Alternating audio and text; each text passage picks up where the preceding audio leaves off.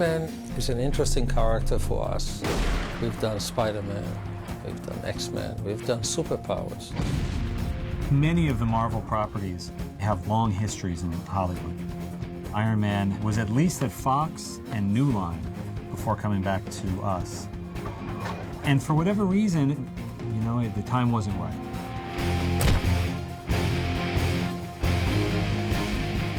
It's been a different journey for Marvel since it's really their first real venture coming out as a company, fully financing and releasing Iron Man.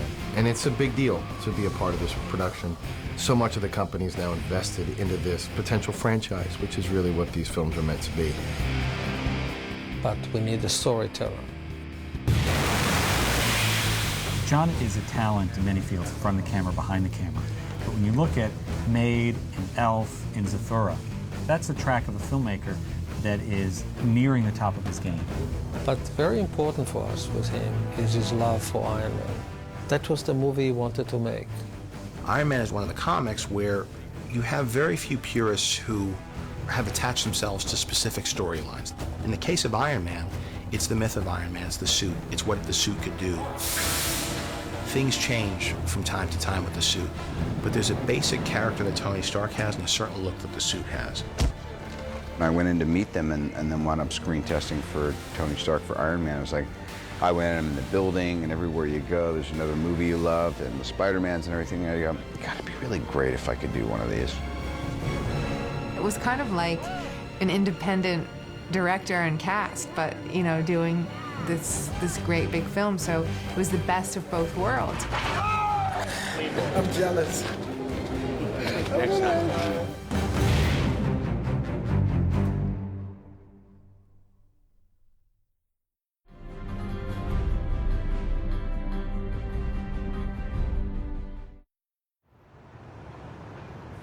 This is the part of the Marvel offices that they gave us for Iron Man pre-production. Normally, we would, you know, start this, we would rent some office space near a studio. We're about to move to Playa Vista Studios.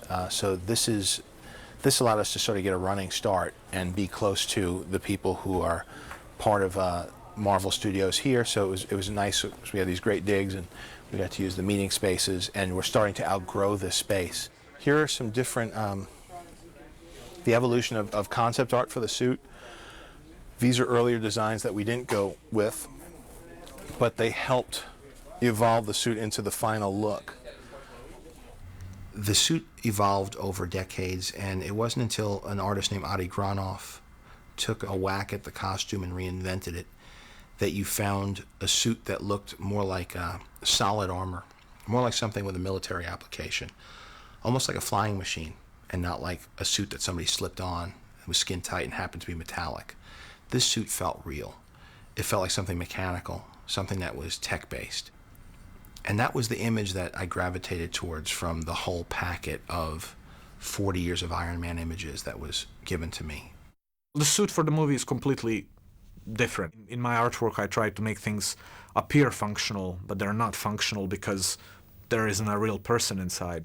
We spent months and months trying to figure out how different sections bend and intersect, and how there could be a person inside, and if he bends his arm, will it actually break his bones? And I mean, all those details like that. And then the helmet and how the helmet opens, and can the head fit inside the helmet, and then does make the head look too big? I mean, all these things that in a comic book, I mean, I just draw it whatever looks the best. We have basically the chest piece, which you see on one of the other renderings here, the abdomen piece, which would go on sort of like a tank top.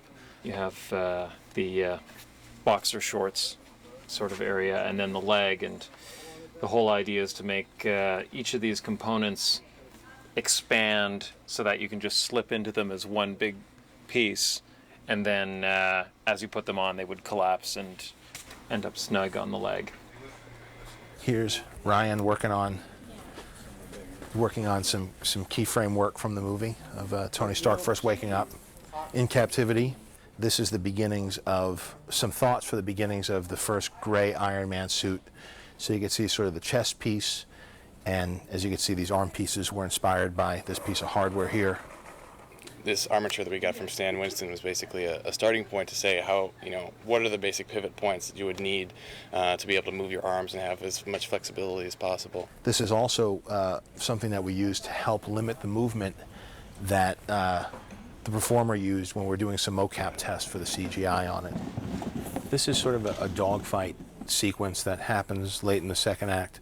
As we can see, we're sort of cross-cutting between Rhodey, the pilots, and Tony Stark flying.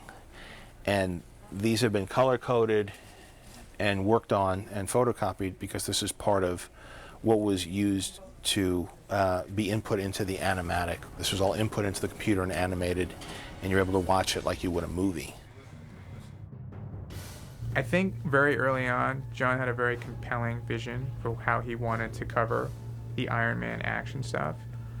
He wanted to shoot it like we took the Iron Man suit, turned it on, and basically we're flying beside it in a helicopter, and that's how we got Iron Man on camera.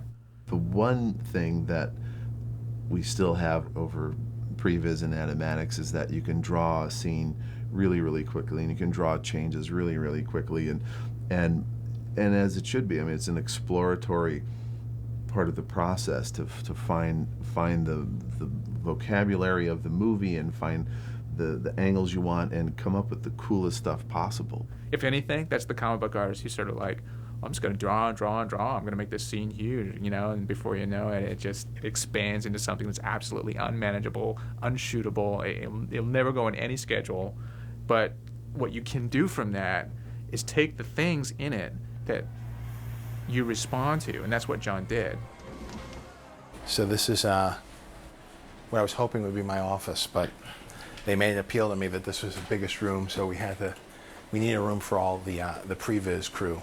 So you have animators, CAD artists, everybody who is involved with taking what we did on the storyboards and translating it into a 3D animation. There are certain shots, like this is a really successful shot here. We like this one a lot. His little lights come on, his flying lights. They're coming into the Santa Monica Pier. Some of these are a little bit too quick, some of them are a little bit off. The flow is pretty good, but once we refine it in the pre-viz, it will then translate pretty much one for one with the final film. We've seen flying in so many movies, especially through buildings in New York City. We wanted to put this one on the West Coast, where flight sort of began, where you sort of had Hughes aircraft, and sort of keep the tradition of him being a Howard Hughes type character alive. I really like this one, how he's flying over all the buildings. Really feels like you're flying up into space, to the stars. That's really cool. So when we're done with this, it'll actually hopefully translate into the actual movie. And we'll be able to watch some finished film while we're working on the movie and show it to the actors and the crew for morale. That's really great. And the camera shake is pretty strong. That's really good. See, this is exciting. This gives me goosebumps. You're not even fighting a bad guy here. All you're doing is really flying through the air. As I was talking to the people doing the pre-viz, the artists, the storyboard artists, the animatics, it was about how do you really viscerally make you feel as though you're flying? We've all dreamt about flying. How exciting is one of those dreams? It's never boring. I think just the feeling of flying for the first time in a movie like this, if you handle it right, should give you chills. Just seeing him fly, really feeling like you're flying with him, if you cover it the right way, shoot it the right way, and present it to the audience in the right way, it should be an emotional experience. And then when you fight the bad guy, even more fun. But don't blow past that stuff. What's it really like? What would it really be like to get in a suit that could fly? It would be a life-changing experience. Don't lose sight of that. You're making a movie. And movies are about emotion. They're about allowing the audience to experience something they can't in real life. But let them experience it in a real way. And that's the hope. The hope is to ground this thing in reality wherever we can, because it's so superhuman. These heroes are so larger than life that any opportunity we could find to sort of screw it down to reality, we would be hard-pressed to make a movie without taking advantage of those opportunities that you would really feel something about.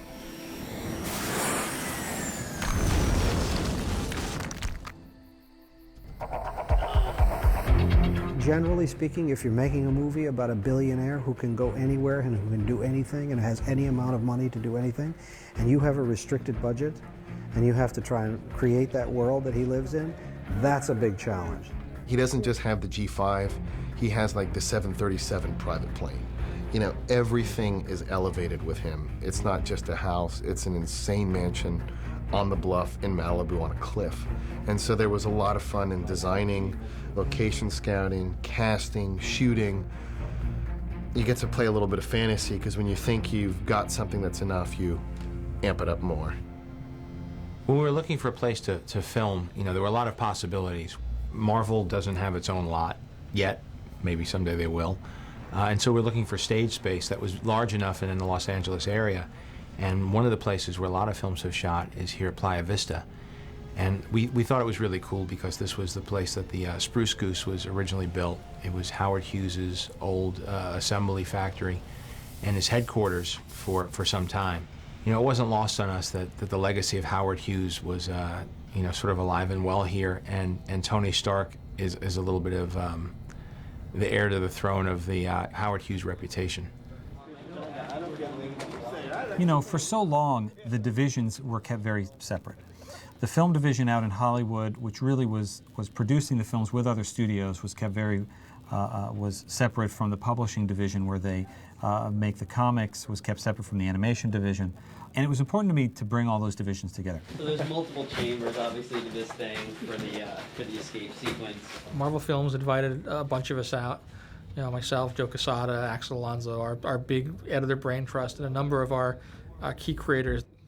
It was a great thing even just to go out and be asked and to walk around the half-finished sets and see all the pre-production design. And, you know, it really makes you feel, just as a guy working at Marvel, that this really is our movie as opposed to a movie. Is it too much of a shift to ask that he feels that he's fallen short of what his father's ideology I think that's what we're beginning to imply, and we should imply further with either his alcoholism, his tardiness, his womanizing. Working in the comics for so long, and sometimes watching the movies and going, that wasn't quite right if they just stayed a little closer to the source material. So part of our being there was saying, guys, how far are we away from the source material? How do we steer it back? Is it okay to steer away this way? And how do we just make this the best possible movie? And I think also for Pepper, she has to realize that the moment that kiss happens, she's the glue in his life. She, you know, without him, the whole thing derails. We had two great writing teams on this film. Art Markham and Matt Holloway came on and did some early drafts for us and continued throughout the process on and off. And Mark Fergus and Hawk Otsby came on board as well. They had worked with John on a film he had developed at another studio, didn't end up moving forward.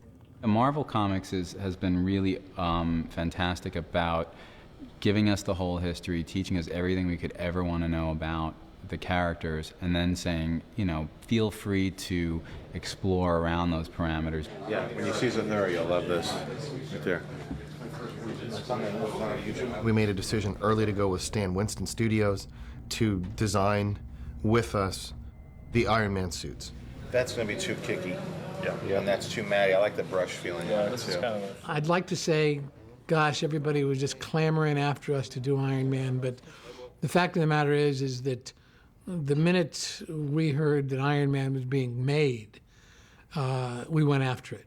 We're all Iron Man fans. It was like the perfect thing for the studio. So we went after the show, and at just about the time that Jon Favreau was signed to actually direct it was when we took our first meeting with Marvel, and Jon was in that meeting. This particular film was a little bit more interesting because there was already a design idea or a series of design ideas in place. They had conceptual drawings of Iron Man that fit a certain body proportion and a certain body type. So we had to inherit those and then bring them into our world and make them function. The big challenge was the fact that they hadn't cast anyone to be Iron Man. And here it is. Here's the final. And that's what we come to. Here it is. Yeah.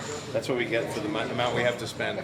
The journey you generally go through and the creation of a suit is you sit down with Stan Winston, his design team, our internal team, Favreau, the producers, and everyone starts with drawings and images, and you Photoshop and you get to sort of a 2D drawing, like a color drawing that you can hang up.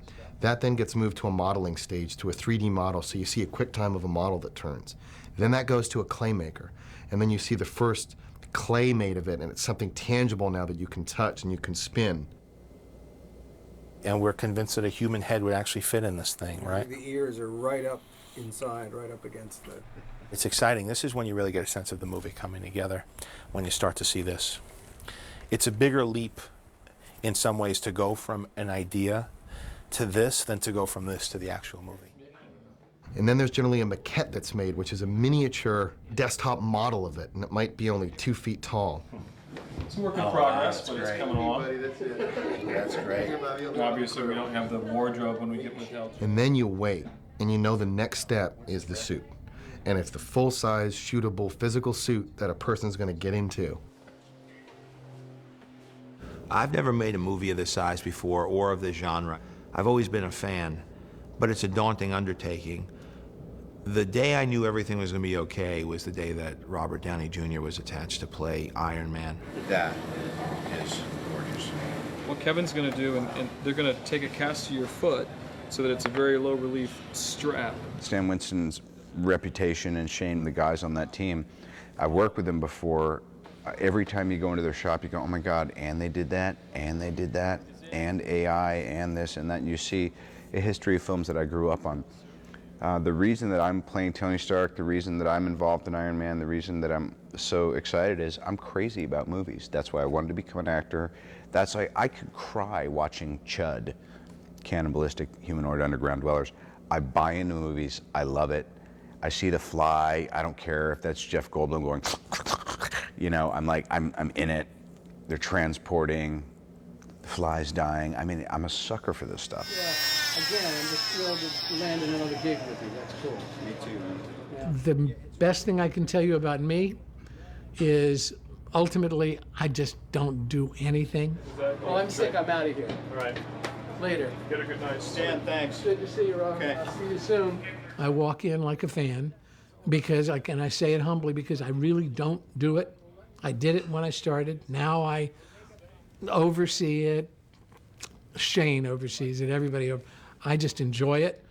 I come in and it's easy for me to say, wow, that's cool. Do more of that. You know, make sure my name is on the screen. How many gags are you doing? We're going to do the inclined one. Yeah. After this one, but this one right now you're more upright. We're just going to do a small blender section. Hey, I don't like my little tummy there. I'm not doing all this core work for nothing. That's all I'm saying. Behold the mass. I'm beholding. The We could hold off on this part.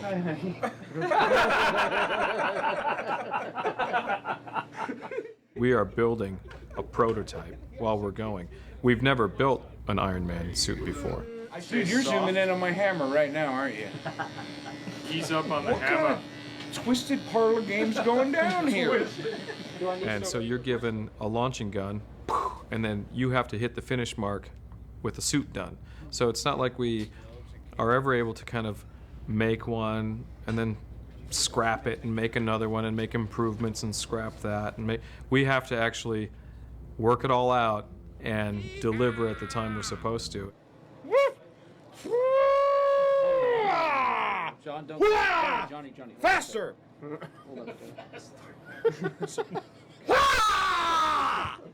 Thank you. Right now you're in the Stan Winston mold shop, in the finishing shop. What you see behind me is where most of the parts are being modeled and parts are being painted. There's about 450 individual parts that make this suit. This is going to be the Mark II's chest. This is where the RT will go, and it's actually spray chrome metal, and it's been brushed. This is actually the process of putting in the rivets based on the design. And it's not really a polished rivet at all, it's just the illusion of a polished rivet. These are 2 pieces from the Mark III, and these are from our early test. This enormous calf that has sort of the accoutrement of like jet engines and things. But the foot goes in here, and then these panels had to be designed to slide and move. These are large sections of the Crimson Dynamo that are being made. This is a negative flexible mold, and these are just quickie temporary molds to pull out hard shells.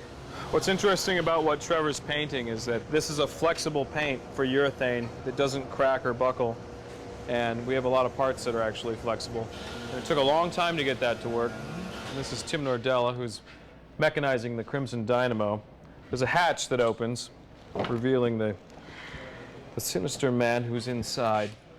Eventually, it'll all be dressed like a very, very tight and down below, like the cockpit of a dive vessel. But right now, these are just the outer shells and sort of the escape hatch of this particular thing here.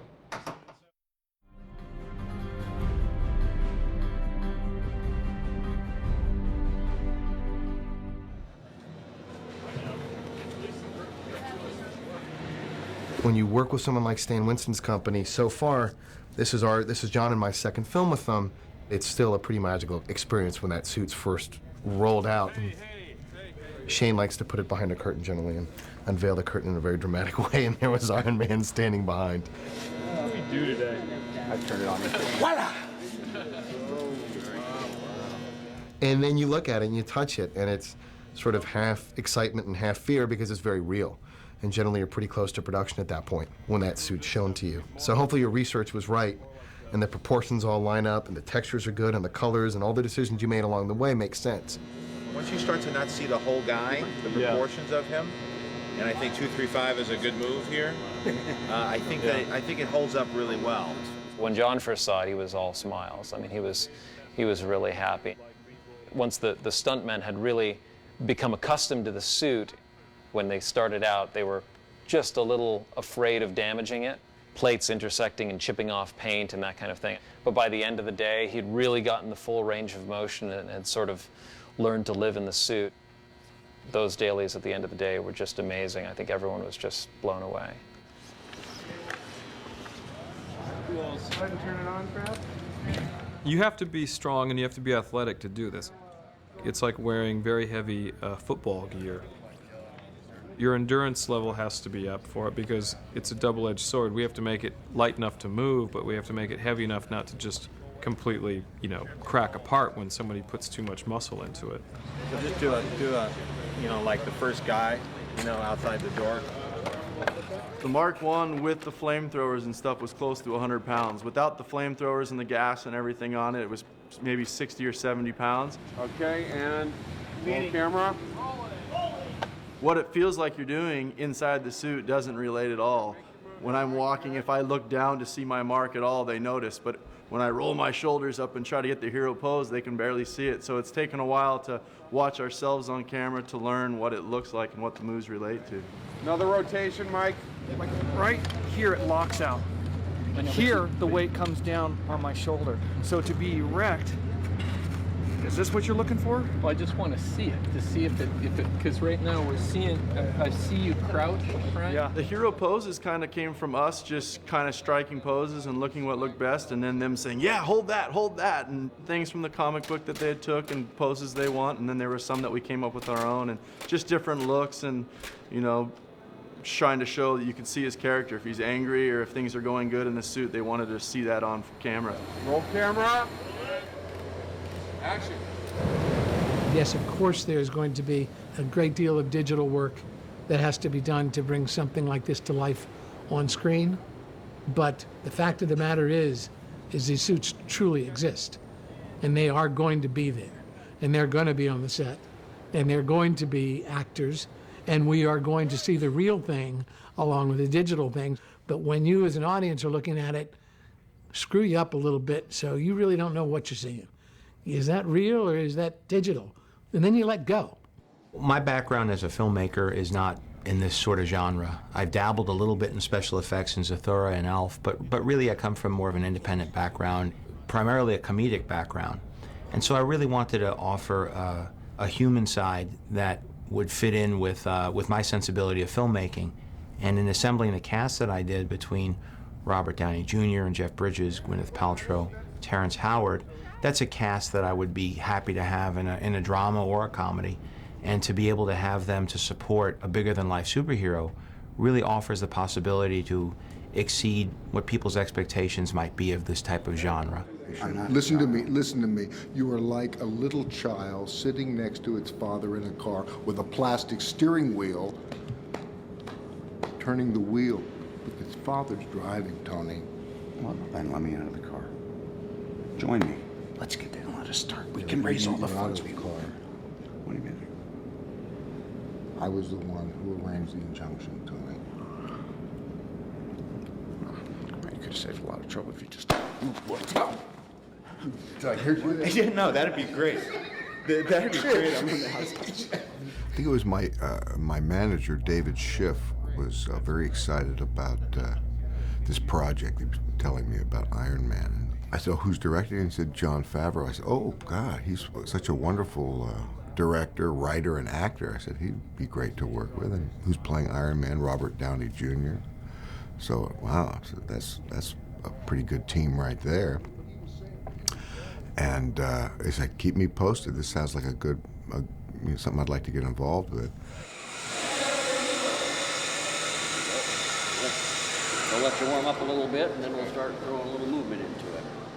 Robert's a guy who is very disciplined in his approach to everything he does, and he's really gotten his body and his mind into a very, sort of clear, disciplined state, and that sort of carried over into how he prepared for the role. Wherever the direction is, just point kind of the opposite way, right? Yeah, when you feel it going the other direction, act like you're trying to counter it. Okay, go the other, there you go, just like that. I think he was very aware that he sort of had a burden in this film that he hadn't had before. He could sort of be charming and funny and come in and out of a movie and steal scenes in the past, but now he was sort of an iconic superhero. It's good to eat about 10 minutes before this, right? Oh, yeah. Okay.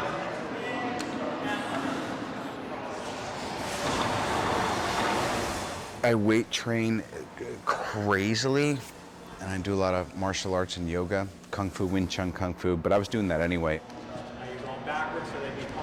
About a year ago, I said, I really want to put on some size, which isn't easy when you're in your late 30s, and now I'm 41. I thought if I'm ever going to do a movie like this, I've got to do it quick before it's not embarrassing. But anyway, I feel like I've got a 5 to 7 year window, and then if it goes past that, then I'm sure all the optical stuff and CGI will have advanced to make you look better. It's good. How's those legs, baby? Yeah, no, great shape. Legs are ready. We wear this. That's fine. Towards me. Guide across your face. Don't let your face get scratched on anything, all right? Robert Downey Jr.'s first reactions to the suit were extremely positive, and he was thrilled. So that made us feel good because it is him, after all. He has to feel comfortable being in it. He enjoys the process. He wants to be in the suit as much as possible, which is fun. Yeah, that's what I wanted to see. Just kind of walking around. Oh, they don't bend either, right? No, they just... Oh, I see. They're basically rotational, right? They rotate, and all the moves are hits are like this. Boom. I thought I'd been training for all these years, and I was pretty butch, and I put on that Mark I suit, which is his kind of escape vehicle, and I almost had a personality meltdown. It also just gives me a great respect for the stuntmen and the guys who are doubling, or I don't even want to say doubling, that me and the other fellows who are really playing Tony in the suits. Careful, actor at work. Something just snapped off. And I'm not claustrophobic, and it wasn't anything like that. It was just, I wore it for half an hour, and I kind of ran around, and the next day, I felt like my spirit had been broken. I'm exaggerating, but it's like, these guys are seriously tough-ass guys. Mark I suit days, we canceled the strength training. The first time I saw him put on the helmet, I looked at him, and I said, Robert, you are Iron Man. I mean, how amazing is that? For the rest of your life, you are Iron Man. Nobody's gonna take that away from you. And he looks at me and goes, yeah, it's amazing.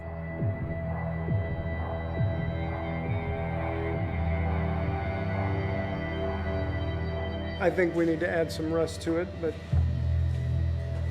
Here we are. 3 RTs. I love the lag bolts in there. That's great. Well, we're right about to start shooting, and we're rehearsing now. We have the run of the set. We actually started shooting second unit We went down to the Santa Monica Pier and shot the Ferris wheel yesterday, and that was exciting because we crossed a couple shots off our list of the thousands we need.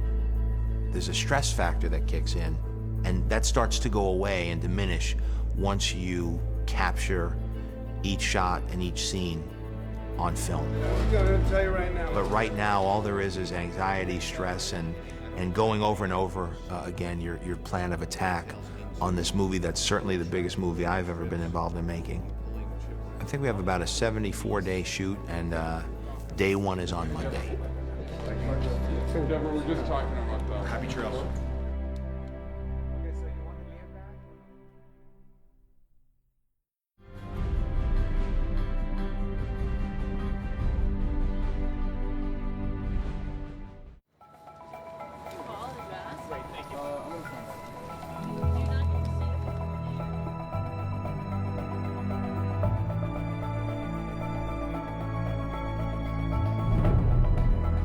Or even really this one, but it'll be with all the details and stuff. There's not a lot of variation of color in there, so if we could do anything just to maybe like little highlights of rust or something like that. Here we go. And roll sound. Sounds good. Hey, Mark. And action. Robert. Robert really wanted to play Tony Stark, and I really wanted him to play Tony Stark. It wasn't the most obvious choice from a studio's point of view. Unfortunately, Marvel is a new studio with a lot of freedom. We weren't dealing with the classic studio system where they have their lists that they generate. There was a lot of freedom to cast the best person for the role, because fortunately with Marvel movies, the image of the superhero is in fact the big draw, the big star. And they've learned that they've had a lot of success in the past when they've hired people who are good, interesting actors and relied upon the name of the brand itself to sort of be the thing that becomes the rallying cry from a commercial standpoint. You then are able to try to make the best movie possible. You, how dare you refuse the grace of your God? You're only alive because of his generosity. You are nothing, nothing! You understand me? People have drawn parallels to the character in his own life, but that wasn't by any means the decision or part of the criteria by which we chose him. He's a tremendous American actor who has an incredible body of work, and I think has the personality of Tony Stark. He has the look that sort of matches with the comic books. There's sort of a childlike quality to Robert. There's an imagination to Robert that is very similar to Tony Stark, who's an inventor. There's a sense of humor to Robert, which Tony shared. There's a confidence. There were just so many qualities as you began to look through the history of the comic books and who Tony Stark was, and really who Robert is as an actor and as a person. That allowed the great Genghis Khan to rule from the Pacific to the Ukraine. The really fun part about the cave set is the dressing inside. What is life like when you're locked up in a room like that for like 2 or 3 months? And Robert, you know, brought a lot of his own personal experience to the cave too, which was fantastic. I mean, he taught us how you make tea in prison with the nice sock, or how you make coffee, how you play games, you make backgammon sets out of nothing, things like that. With Robert in the Iron Man suit, we tried to keep it at a minimum for him. We'd try and keep it at a partial suit for him so he could do his acting, because it's so restrictive in that suit. And then we would let, you know, ILM fill in those blanks where the suit would be full. Stop. No, stop. Stop. Come on. Please. Get up. Get up. As an actor, I've never gone through a process like this before, because usually you have a written page and you have a definite set idea of what it's going to be like. But we really found Jensen during rehearsals, sitting around the table and just talking. And the fantastic thing about this project has been everybody's been so open. You maybe could shave about 90 seconds off your death would be nice, because it's a little uncomfortable leaning over there. Well, 90 seconds? You heard me. Robert Downey is just is a jewel. My girlfriend says, I think you're in love with him or something. Here we go. Ready, and action! This is our last day in here. And I remember when these walls were white and before there was set dressing in. And we were trying to figure out what the heck we're going to do in here. And it's a really cool feeling and sort of bittersweet, but satisfying when you say it's done. There's no more decisions to be made after 10 months of trying to figure out what we're going to do. But we started off here, and now coming out of here, I feel like I understand who Tony Stark is more. I think Robert does as well. And hopefully, when this whole sequence is cut together, people will totally buy that Robert is in the Iron Man suit and that he built it, and it makes sense. But you don't know. I mean, now as we just finished, I haven't seen any of the scenes cut yet. But I know that every day's work was really good and really strong, and we did better than what was in the script. So we're shooting a close-up of Robert because we can, and then we're leaving the set behind for second unit to shoot a lot of action stuff. But this was fun. There's a lot of memories in here.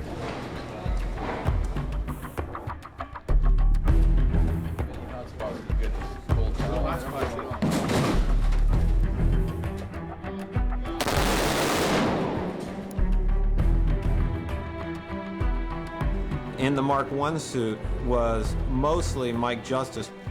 Mike is a strong, fit guy, and in the very beginning, he would be in it for a couple hours, and he literally was spent. It was so hard to do. I mean, imagine carrying around almost 100 pounds on your whole body and being asked to move around quickly and do fight scenes. But as he did it more, he got more in shape to do it, and there were days where he was in that suit, 10, 12 hours. At the end of the day, he go, man, I feel pretty good.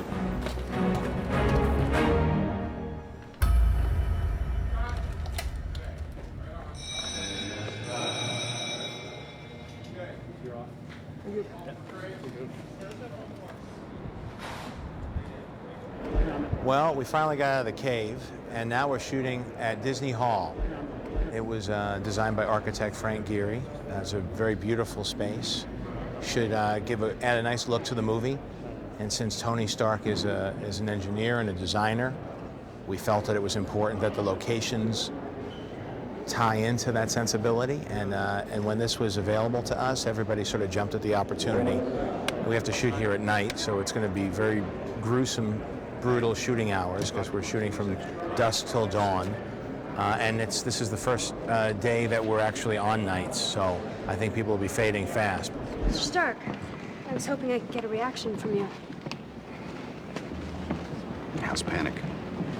I was referring to your company's involvement in this latest atrocity. Hey, they just put my name on the invitation. I say the names and then I say my name, and I'm like, holy crap. It's amazing.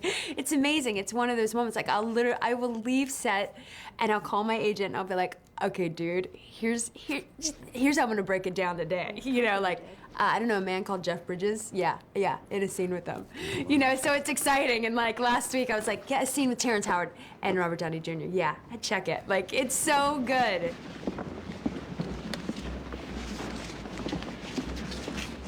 Hey, Potts. What are you doing here? Just avoiding government agents. Are you by yourself? Where'd you get that dress? Oh, it was a birthday present from you, actually. Oh, I got great taste. Yes. You, want to dance? Oh, no. All right, come on. Thank you. No. The scene at Disney Hall was my first scene in the film. I had taken quite a lot of time off to be with my children and have babies and everything, so it was kind of intimidating the first scene back, to be in this extremely backless dress. It was good that in that first scene that Pepper was kind of nervous and feeling a little bit uncomfortable. I had always wanted to work with Robert. It had been kind of one of my lifelong ambitions. And when I was talking to Robert before I accepted the role, he said, aren't you tired of doing these great little movies that no one sees? Don't you want to be in a movie that people see? And I thought, yeah, that would be fun.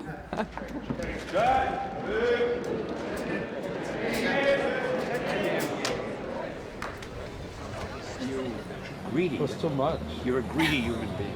Stan, can we get you for the B-roll? Is everything okay here for you? Are we taking care of you? Or? I have never been taken care of this well in my life. I'm just a little bit upset knowing that eventually we're going to have to go on there again and do some acting. Who's the best director of any Marvel movie? Well, not only the best, but as far as I'm concerned, Jon Favreau is the only director. Unless some other director gets me a half a dozen pretty girls. Ladies and gentlemen, I invite you to witness the art. Fantastic new workmen. We like to keep them a bit wet, as they look even more fantastic.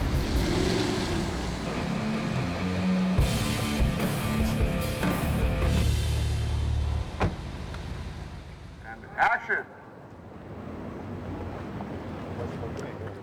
How's it going, Hef? Oh, sorry. Thought you were someone else. It's okay. I get this all the time. Now then, shall I get it right? Cut! Ladies and gentlemen, that's a camera wrap on the creator of Iron Man. Yeah!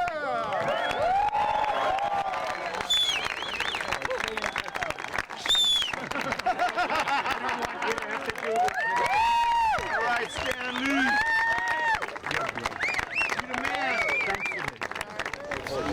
So when you hinge, I'm trying to get a camera over your right shoulder to get him. I have another camera over his right shoulder to get you.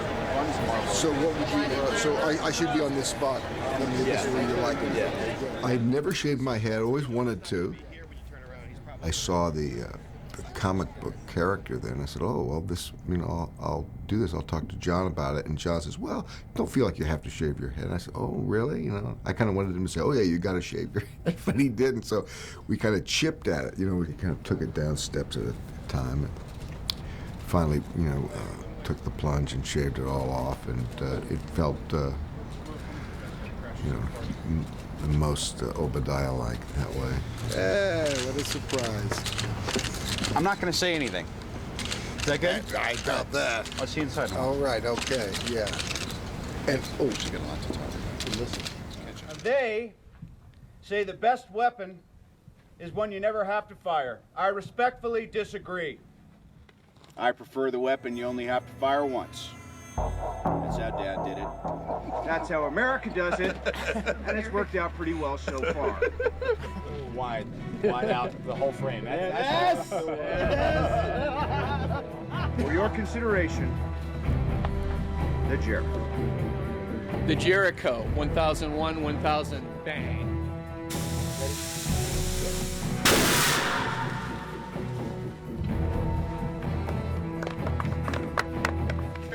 All right. I like the test.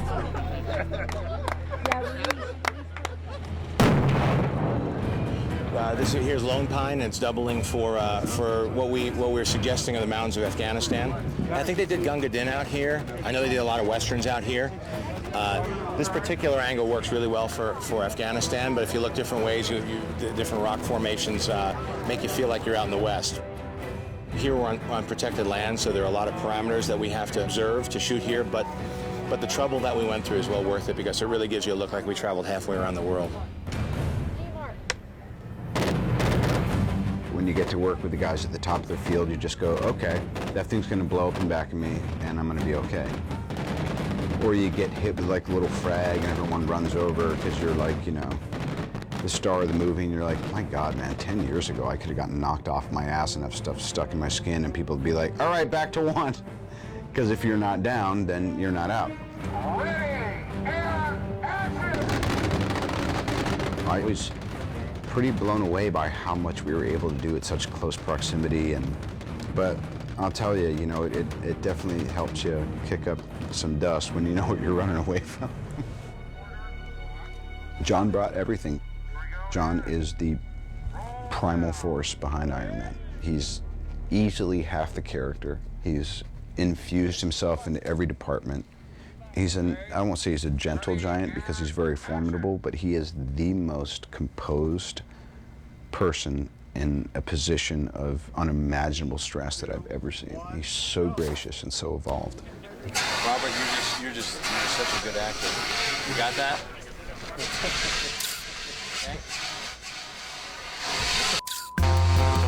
That said, he's a pain in my ass. He's checking his goddamn BlackBerry and texting and putting things up on MySpace while I'm out there dying. But he's that kind of big brother, too. You know, it's like he didn't call me out to, you know, pitch for his team and then, like, come and, you know, ice my wrist when it got sore. He's like, you're a grown man. This is going to be really hard. I told you it was. And sometimes I'm 1,000,000% there for you, and sometimes I'm just going to watch you do whatever you're going to do. Because it's not up to me to take care of your feelings. You're a grown man. Oh, that's pretty good. Yeah, I tell you. It's pretty good. Working with actors in the military sense, I don't try to make them warriors from the ground up. What I do is I focus in on the skills required to shoot the scene. They are actors, after all. They only need to know how it's done, and then as actors, they will pick up on it.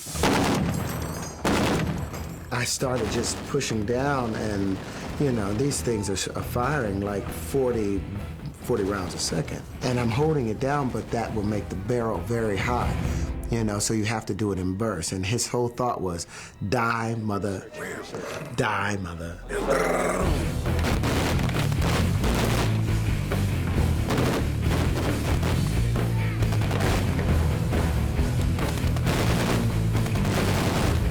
Huge gun. I mean, you feel your teeth shatter afterwards. It's incredible. Thank you, everybody. Crew of Iron Man, excellent week. Really great week, guys. That is a wrap.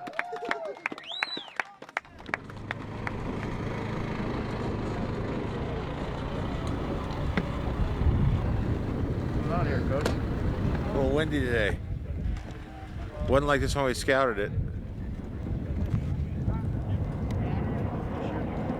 We're gonna shoot Tony landing in the sand dunes after he escapes from the cave, and then walking through the desert. We got 2 Marine helicopters coming out here. I don't know if we're gonna be able to land them. Here we go. Pictures up. It was sandstorming and it was kicking up so hard, and I just remember laying there buried waist deep in all this gear. Roll sound. And I just remember I was inside the helmet, and I just had this great moment of gratitude to kind of the elements and what a privilege it was to be able to be there playing this guy with the caliber of people I was working with. Special effects. We got this. We need 3 cakes to fill all the candles. Light it up. I just said, wow, man, what a cool deal. What a cool suit, what a great crew, what a blast. Yeah. Come on now. Tony Stark.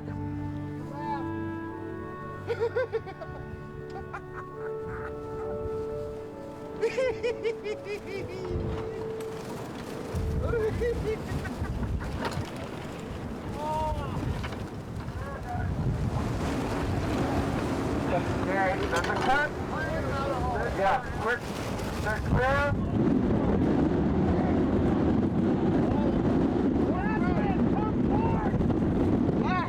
Wardrobe, there's a boot down there. See you on the next location.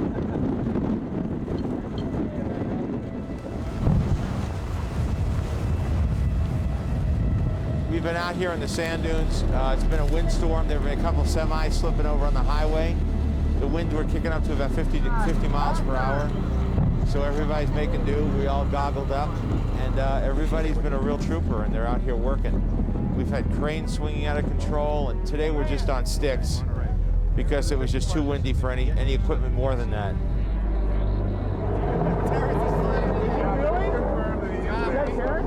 The highway's closed. They flew them in.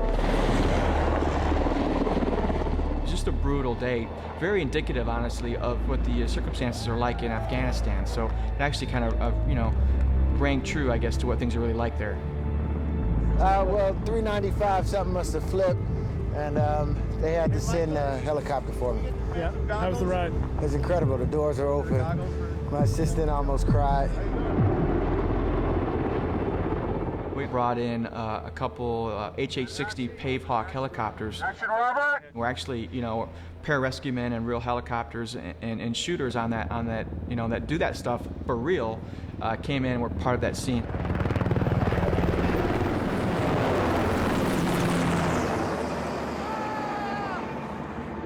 When we get out of that helicopter, the first breath you take in is half filled with sand. And your lungs fill up with it immediately. And the cameras are on you, and we've got 10 minutes to get this whole shot. And you've got to run across the desert. Now, if anybody's ever ran in the sand on the beach, they know how hard that is. Now imagine running up a sand dune with your lungs half filled with sand. The second day, when Raza recovers the suit, the winds were so violent that we couldn't really use any equipment. And Lou Desposito, our executive producer, was like, you know, let's go to a recover set, as you would if it rained. I felt that all of that wind, that heavy wind, was a very haunting image, and so we put goggles on all the bad guys and wrapped them with scarves so that, you know, to help protect the performers, and also that's really what they would wear, and we just let it play. And as a result, it has such a great visual quality that if you wrote that into a script, you could never really achieve that. You can't put enough Ritter fans in there to make that kind of wind. But when it really lands there in your lap, I think as a director, you have to take advantage of those opportunities. Time for Iron Man to get out of Dodge. This walk of destruction, what is it like being inside that suit, shooting flames with the armor on? How does it feel? Oh, it's an awesome feeling. It feels powerful. You're just burning stuff, nothing. You almost have a false sense of security because you really feel super protected by the suit in the way that the boys over at Stan Winston designed it. I can move pretty well in it for as much as it weighs, and the special effects guys rigged me up, just making me look like a bloody stud so I can flow out some flames, and yeah, it's an awesome feeling. Take a couple of hits, and then, like you know what? It's history. This one I'm doing for my kids. They're gonna watch this and go, "That's you, Dad?" I'm just like, digging. Hi, Taylor. Hi, Tristan. Hi, Mom. Awesome. I love this.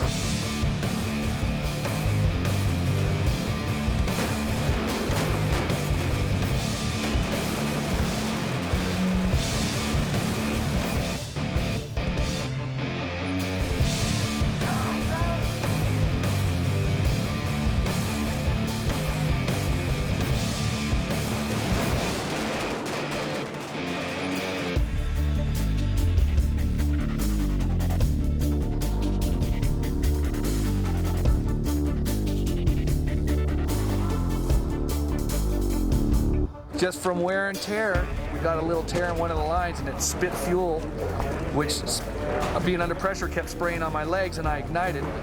And I kind of felt, well, that feels a little hot. Maybe not. Yep, it's hot. It was, you know, an unfortunate thing, but Keith Willard and Tommy Harper had all the boys set out to take care of me. They put me out.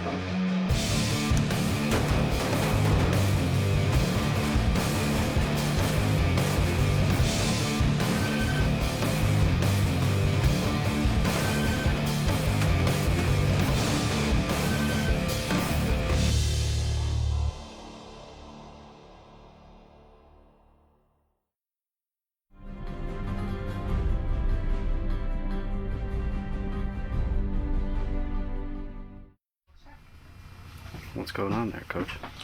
I'm finding my character. The inner driver? Yes. What are you doing today? Playing Happy Hogan. At the time, it seemed like a good idea. Let's try to make my hair look like how it looks in the comics. And this is it. This is what you get. It's not too dissimilar to your regular haircut. Is it not? Just straight instead of we're curly. gonna put a little product in here and straighten it out. It's a little thicker. It's more of a cameo in this film. I wanted to sort of give myself a way to be in the film. As a director of a big movie, there isn't really a lot of latitude to do much of a performance, but I was able to sort of weave my way in and out of scenes. He's an ex-boxer who's Tony Stark's driver / confidant bodyguard, kind of a sidekick of sorts, although he's not a superhero in any way. And he doesn't crack a smile, and so he ironically is given the name Happy. And it's more for the comic book fans to see that, you know, we're sort of trying in a way to incorporate as much of the source material as we could, being that this is the first Marvel movie made for Marvel fans. So here it is. This is it. This is Happy Hogan. I hope the fans like it. You like it, Pete? It's great. I really do. The real reason I'm doing this, I just broke it to Gwyneth that I marry her. Edwards Air Force Base is here about 70 miles northeast of Los Angeles, and Jon wanted to include Edwards Air Force Base in the story specifically just because it has such a proud heritage of flight tests. They really wanted to tie that into sort of the research and development aspects of Stark Enterprises. So we did a lot of filming there. We shot there for 3 days. We shot on a C-17 cargo plane. We brought in an F-22 and a Global Hawk as set dressing, and we used about 300 airmen and actually Marines as well as extras. So you've got first look, one shot, one kill. We're at the merge even before they know we're there. Terrence Howard, we opted in this film to make him an Air Force lieutenant colonel. Although he was a member of the military, in the comic books he wasn't somebody of that stature. But he was somebody that bonded pretty early with Tony Stark. As a matter of fact, he was involved with his rescue, from what I remember. We tried to incorporate that into the film in a way, as sort of an homage to the books, but we really wanted to flesh out the character even more.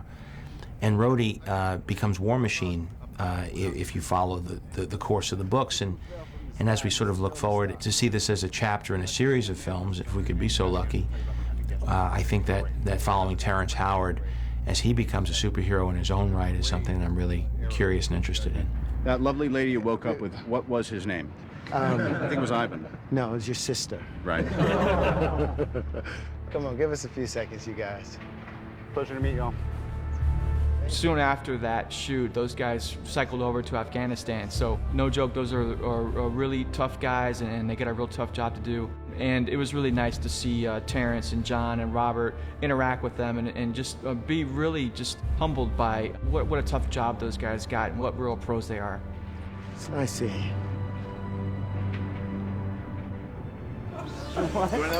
Yeah. One more? Okay, Of course again. One more, guys. Going again right away?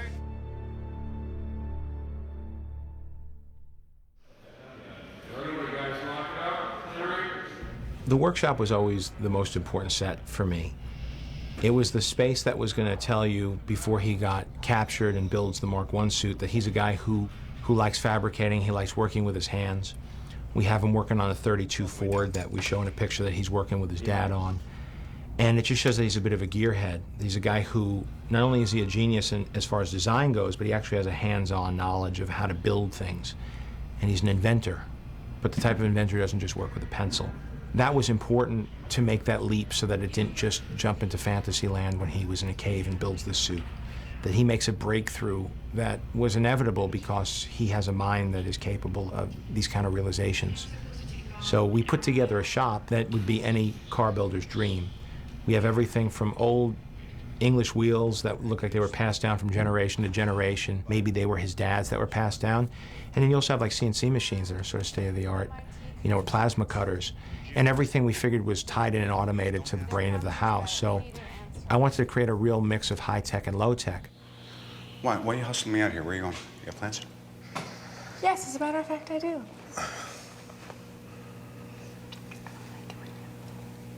You don't like me? What? I don't like you. I don't like it when you have plans. Well, I'm allowed to have plans on my birthday, so there you go. Is it your birthday? It is. Again? Isn't that funny? Same day as last year. Wow. Yeah.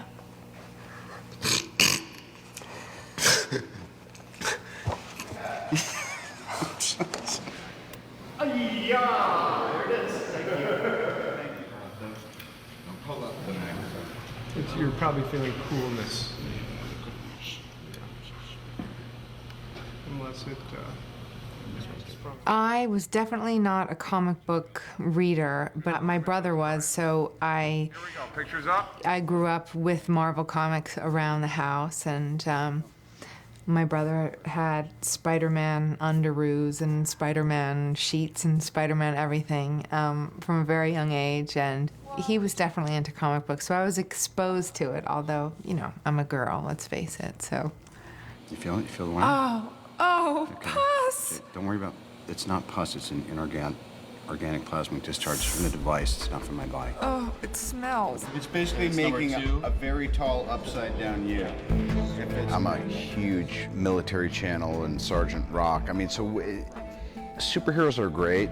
Superheroes who manufacture weapons and then build one that they wear and use, to me, is just a complete nerdgasm.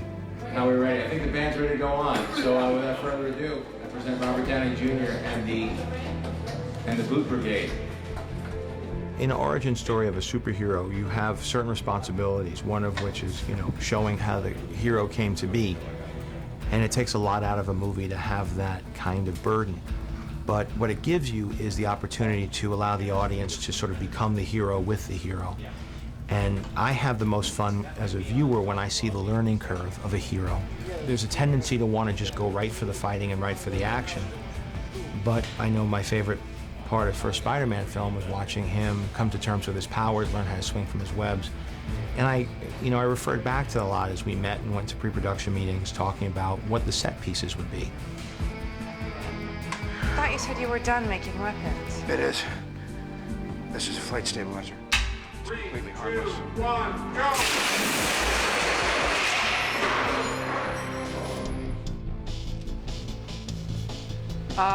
Well, watch where you point your flight stabilizer.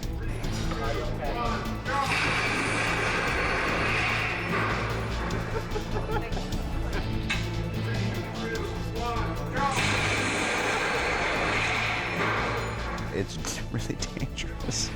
I like the guy that he's probably just as likely to kill himself trying to save people as he is to do the right thing. 2, 1. As far as Robert Downey doing stunts, he wants to keep doing more and more, and I got to keep reining him back because he's very game to just keep right on going.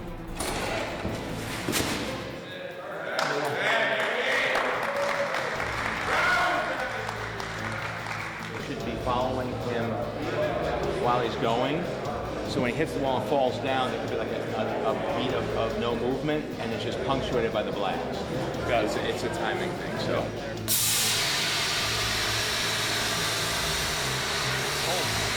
I like to think that I can do a ton of stuff, and I'm pretty game and physically able, and probably should be for the next, like I said, 5 to 7 years.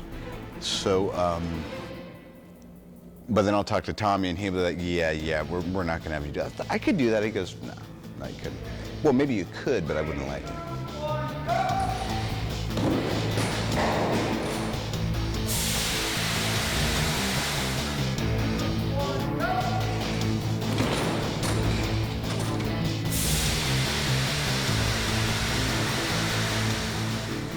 It still hurts, but it hurts every day.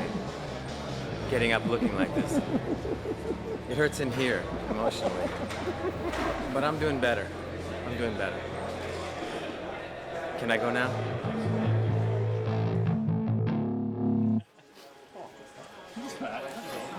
Okay. Thank you.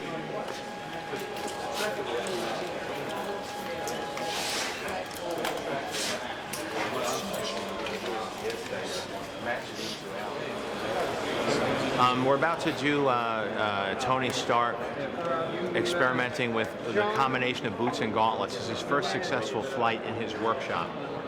Robert here has done a lot of training on this wire rig, and the tests we've done were pretty successful. Ready, and action! You're off right here. Frame up on me. Good. Day 11, test 37, configuration 2.0. For lack of a better option, dummy is still on fire. Safety, if you douse me prematurely, I swear to God, I will donate you. You'll be at a city college. All right, we're gonna start off really nice and easy. Don't talk when I'm talking. 1% capacity in 3, 2, 1. Nice. 3, 2, 1, drop! Great. Steady. I've done wire work both as an actor and as a director in the past. I think people have been seeing wire work for so long that Whether consciously or subconsciously, they could tell where the pick points are, they could tell where the wires are attached, and even if you use, computers to paint everything out, there's something about the physics of it that is unconvincing to me. And I was very skeptical if we could use it at all or if we take the audience out of the movie. What we did was we developed a way by which the character was picked or supported by his feet. So he wasn't being suspended by his center of gravity or his hips or his back, as is usually done in these films. Hey, sorry. Clean up later. His feet are supporting his weight, so it actually looks like he's being supported by the blast of the repulsors in the bottom of his boots. And you could see the dynamics as he's flying through the air feels much truer to what the real physics of flying, being powered by your feet would be. Learning one's powers is always the most fun. Okay. What would happen to you or to me or to anybody putting this thing on and trying to operate it? It's like surfing. I feel pretty clumsy in the beginning. And here he's wearing an engine, pretty elaborate thing. Yeah, I can fly.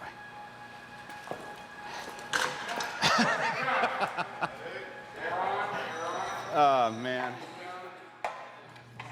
Ready, and lights, and action. Something interesting happened when we saw a black and white rendering of the Mark III. It looked kind of silver, and that started our wheels turning, and then we sort of backed into the design of the Mark II, which is sort of a chromed aircraft aluminum sheet metal looking prototype version of the Mark III. And then we started incorporating exposed rivets, and because of the wonderful finishes that they were able to create through the chroming process and nickel plating process over at Stan Winston, it really has a very unique look, and that's something different from anything you've seen in the books before. But it helped provide sort of an intermediate step between the Mark I armor and the final Mark III design. Toby, how much is that car? $50,000. It's a replica of a 1967 Cobra SC. Where's it made? In Poland at a MiG factory.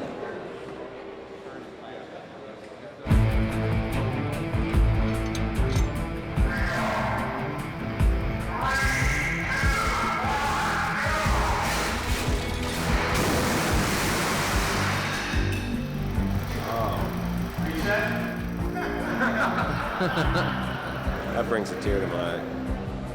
If you like cars at all, that hurts.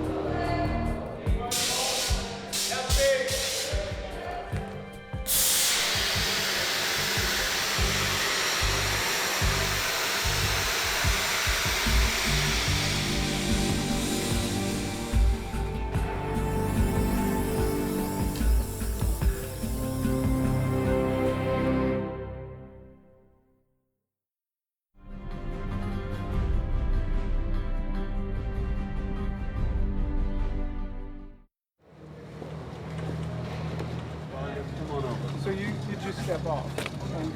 Over the course of the movie, I dropped a bit of weight. I started off, I remember when I was scouting, I was quite a bit heavier than now. My assistant, Karen, helped me out. She brought me a lot of meals. I didn't spend a lot of time at craft service or going to catering. And over the course of the film, I lost weight. I lost probably about 75 pounds, maybe more, up, give or take, depending on where I'm at now. And I wanted to lose weight because I was playing Happy Hogan in the film. And so I wanted to hit a certain weight, lose a certain amount of pounds, and I just kept going. And there were problems too, because my wardrobe would change in size over the course of the film. And even my wig size changed. It's amazing. Everything sort of changes. Your shoe size changes. I have real hair, but I wanted to have cool hair. So straight hair, I never had like a real shock of straight hair like in the comic books. I had a wonderful time working with Peter Billingsley, who is a close friend of Favreau's, and I got him to shave his head bald, not as bald as mine. I didn't want him to upstage me. It's like, yeah, it really is. Is yours like velvety too? Oh yeah, that's nice. You both have good heads of hair. Peter wanted to shave his head to look a little different, age him up a little bit. When you threw a lab coat on the guy, he looked like he was 14 years old, and so shaving his head and throwing glasses on him and growing a mustache gave him a little bit more of a distinguished look. There's an ID, probably a couple pens to watch. In approaching this cameo, I really wanted to send a message to the other actors who I felt were really phoning in their performances that, you know, guys, let me show you a level of commitment to acting.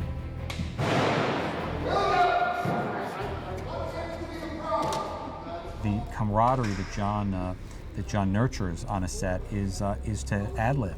You don't see that all the time on movies this size, where somebody's on wires, or you're up against a green screen, or you can't move too much because there's going to be a computer effect, and it can get very rigid. And it was very important to Jon that the film not feel rigid, that the film feel and have a flow to it and have a sense of fun to it. Always believable, but never too overwhelmingly pretentious or self-serious. We're ironmongers. We make weapons. It's my name on the side of the building. And what we do keeps the world from falling into chaos. The spirit in which it was shot and the way we did it was like you might do a small independent art film in a funny sort of way. I think you're just now towards the end of the movie, I think we're just starting to kind of get up to speed and start to kind of relax and have faith in this process that the way we do it. Each time we would do one of these scenes, there would be a great sense of relief, like, man, oh, we got through that one, we pulled it out, you know, how did we do it? This technology, it comes along once in a generation. And it's a gift. I think him saying either that or I can take it, and you said I said no, and I put it in front of you. Be that. If I have one, will you move it back? If I have one drink, could we move on? Yes. And he takes it. Takes a drink. Now, do we cheers before that? That'd be good. We have one drink. Okay, here. So please, and roll sound. And boom up. Boom up. Boom up. Okay.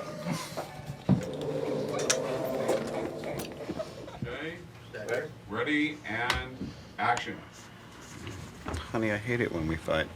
Good morning, Mr. Stark. I'm not mad. I'm just I said I was indifferent. sorry.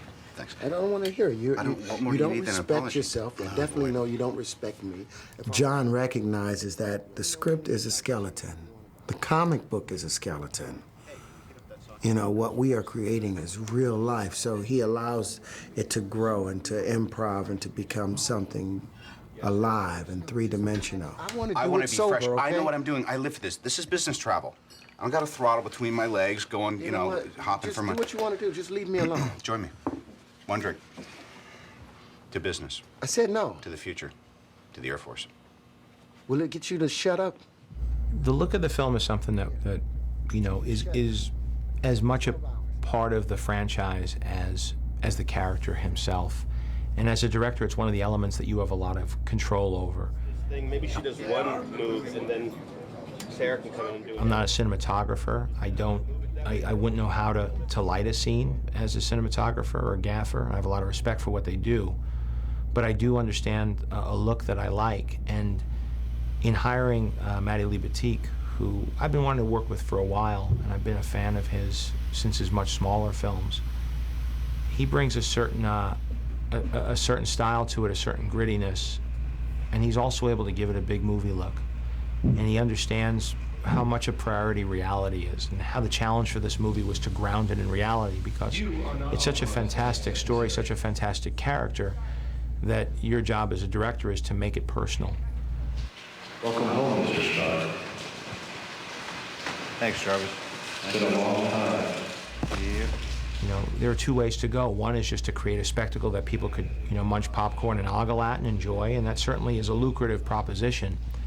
But as a filmmaker who's going to be working on this thing for 2 years, and possibly other films to come, it's important for me to have an aspect to it that I could really buy into beyond just being a trifle, you know, being just a treat for the audience. You also want to do something where you're telling a story and maybe speaking to something and going for something a little bit more. And the way Matty lights and the way that Mike Riva designs the sets, it brings reality to it.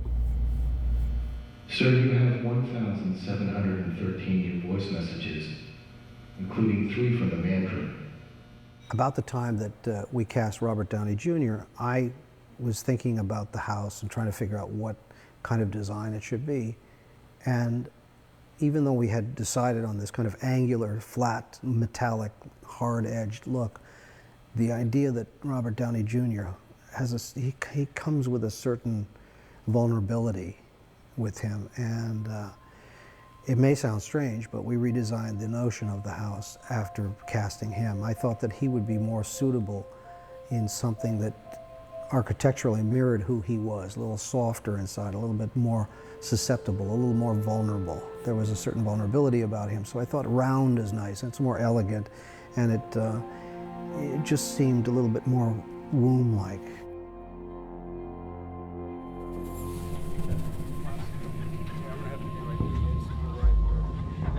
When this project first came along, they gave me a bunch of the comic books and history of the characters and so forth, and I said, ooh, Obadiah Stane's got this wild suit, ironmonger suit, and all these different things. And I got kind of excited about that again, the kid in me.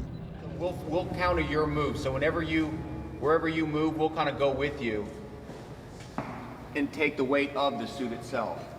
You have rotation by yourself, Jeff.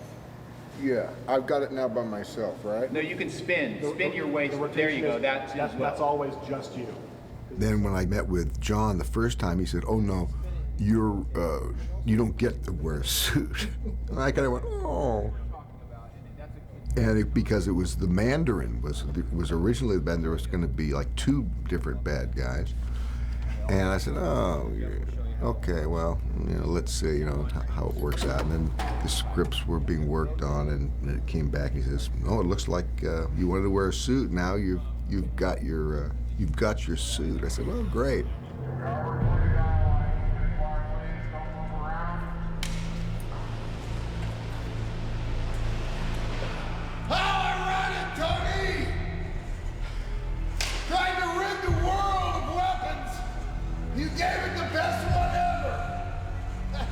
And now, I'm gonna kill you with it. You pulled out of my targeting system. Hold still. What? Is that? Fire.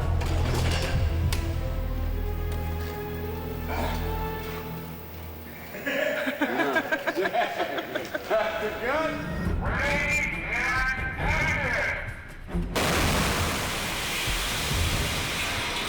Clear.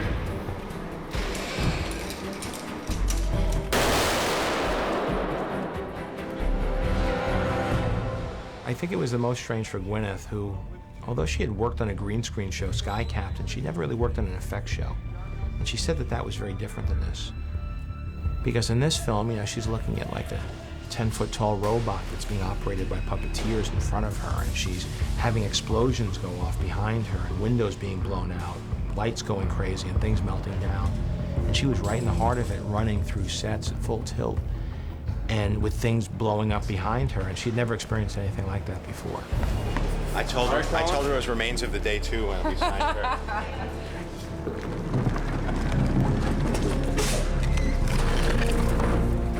When I did Sky Captain, that was very surreal because there was literally nothing. There was nothing practical. There were no props and no sets. And that was just sort of like doing experimental theater or something, off Broadway, because you were just in a room with some actors. And this, I was so used to working with actors and real sets that when they said, okay, now like a big monster's coming out of the ground, then I felt like, oh my God, this is so silly. And Jon said, oh, don't worry, so I just thought, right, well, you just have to really go for it.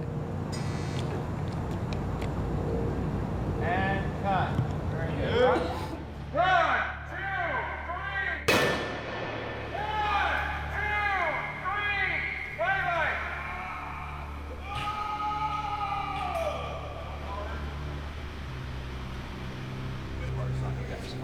The first half hour of being in the Iron Man suit is like the coolest Halloween you ever had, except you're alone in the trailer before they call you on a set or whatever, or you're getting ready and you just catch a glimpse and you go, that's right, Grandma'd be proud. And then, because it's not really, it's designed for guys to wear, but I'm not a stunt man. And most of the stuntmen aren't doing, 65 scenes in the next 3 weeks. Most of them are young enough to not have a teenager at home.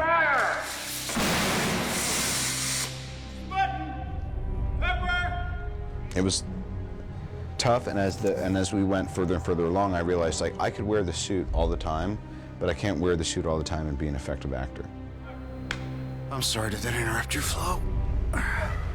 I guess this is a draw. The last couple weeks of shooting, I was like, you know what? I made it this far. I need to sleep. I want to eat pasta. I don't care if I'm puffy tomorrow. Don't put me in a t-shirt, kiss my ass. I did all that stuff because then the job is you drop the saddlebags and you charge out of Dodge City, because you want to get out without getting your ass bit by a rattlesnake. Now it's time for both of us to go. That's the law of nature, Tony! Oh!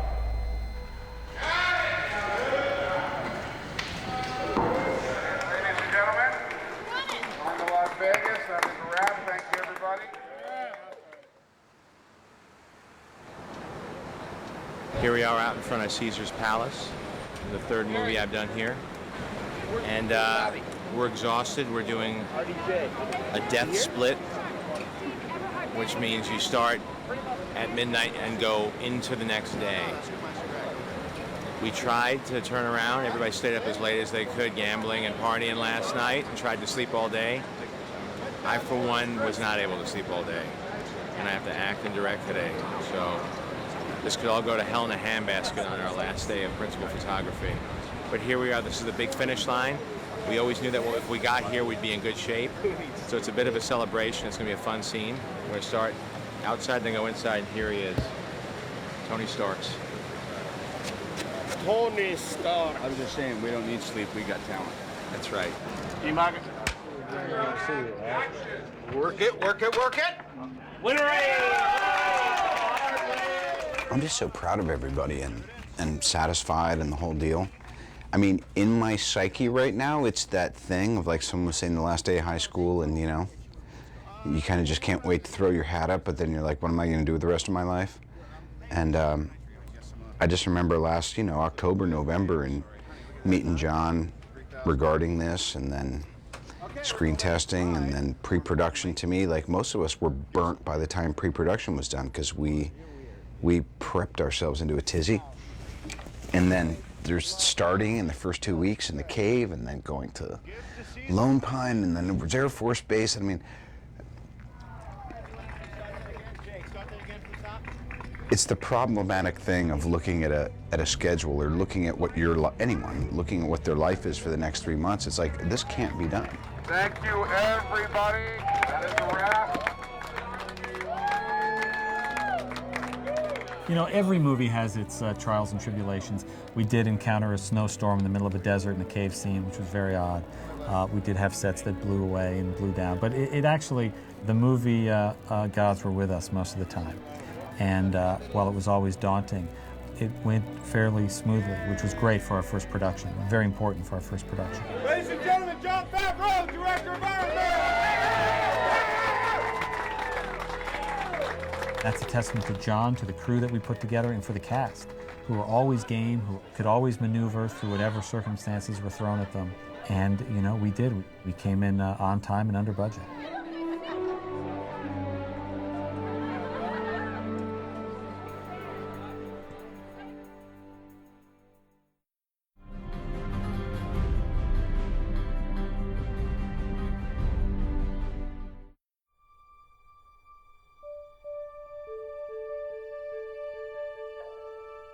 Okay, so Take a look at this. Take Take a look at this. Take a look at this. I know. I want you to go to SU 133. That's looking good. And Dan extended it? Yes, you did, right? Yeah. Yes. Yeah, you did. This just came in? Oh, that's much Yeah. better. It came in yesterday as a temp. It's coming along. There's your little ribs moving. All right. Let's do that again. Let's put up the expensive cropper. There's those. That actually does help a lot, John. That little rib event.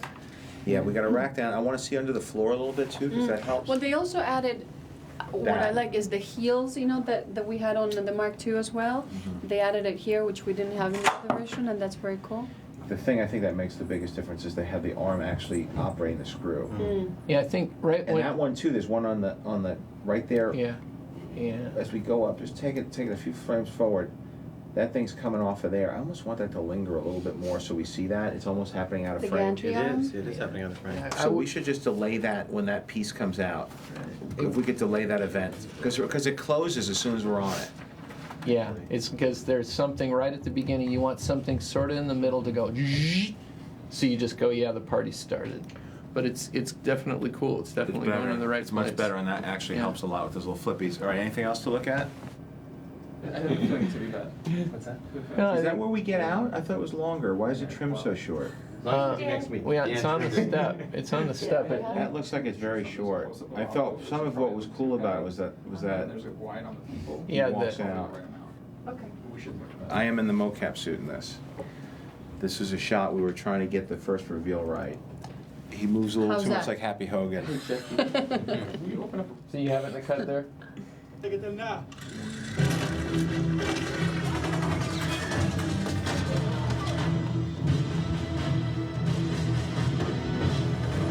You have the previous? That's way short. So here's my question. Clearly we're going down a dead end road here because we're changing the performance on this thing. I like the camera angle, but now Dan's cutting out. I'm assuming going downstairs. I'm not going to tell him, hey, get me one more half a step. That breaks the shot. Well, should we try and get Dan here for a minute and maybe at least he can tell us? We can, but I know what he's going to say. He's going to say, why would I have him just go a half a step? It throws off the reveal. This is all about the reveal. So right now I'm cutting in on the middle of a head turn, and the head turn's throwing off the reveal. So let's change that, and maybe that'll take some of the curse off of it. But we're now cutting even shorter the reveal, and the whole idea of this was to make it longer, which is why when we did the mocap performance, we looked at the full length of the plate Right. to see what we had. Right. And then after we did that, we found out that we couldn't get it. Exactly. Check it out. It's cool. This stuff is looking freaking awesome. It's amazing. Yeah. That's a temp too. What? It is a temp. Really? temp. Can we Yeah. final it? So can we talk about? Should I put a mullet in there? You guys What like happens the if we final it? texture Does that- of you like the texture of the gantry? I love everything oval? about it. Yeah. Okay. Good. I love the animation too. All those pieces coming in. Okay, that's SU-95, right? SU-95. Oh, I think I buy that more. I think it's got to clap. That's got to sort of clap more close. See how it's sliding? It's got to go. It's got to slide in and then go kunk, kunk. Yeah. And I think there should be some sort of undergack to it too. It's just starting to imply. I think it's gonna be good. Should there be backs to it or something so it doesn't just feel like a? I gotcha. Do you know what I mean? So it should be seamed around here. Something that should be another sort of maybe like cranial element because it just feels very 2D. It just feels very. The whole thing is Iron Man. It should be. Yeah, it should be tough, strong. Do we want to have one spin or no spin at all? I like the spin. Well, remember we were talking about him going out upside down? Yeah. That's what we had talked about. Like he was sort of coming out upside down and not spinning. The spin feels a little bit like when he in the dogfight pencil, maybe. Yeah. So that's what we had talked about. So I feel like he's out of frame. I feel like it's a little too self-conscious of a move Too for showy. him. A little too showy. Yeah. He's Okay. right. Where am I going now? Down to Let's go down to the mix, and then hopefully we can sit with Dan and we can look at 6 to 7 ADR. All right. Thanks, guys. Yeah.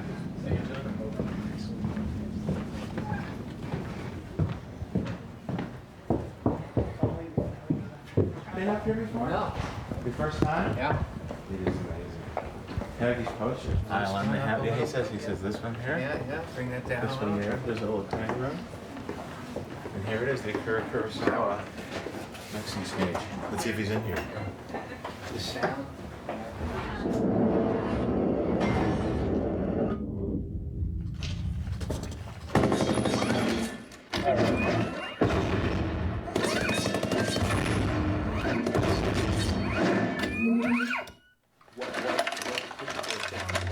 I just want to make sure that's I like the actual RT sound itself. Well, no, I was only bringing you in for that. Let's see that one more time. The RT we haven't really mixed yet. Good. Yeah. Let me see again. I think it's good.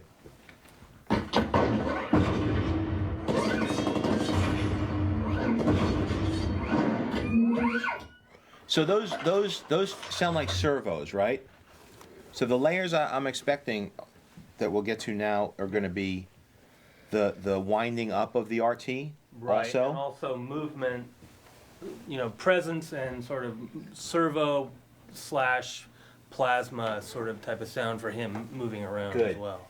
And because this is like when we're seeing the RTs being used against people too, it's the first time we're really showing it. Right. We might want to sweeten it with like, on top of the sound we have, we should have something in our pocket like a thunder crack or something to sort of bury in there, kind of like we did with the pig squeal and stuff. Right, yeah. Just to give it a little more pop if it's not, because it has to be a little more overwhelming than it is later. Right.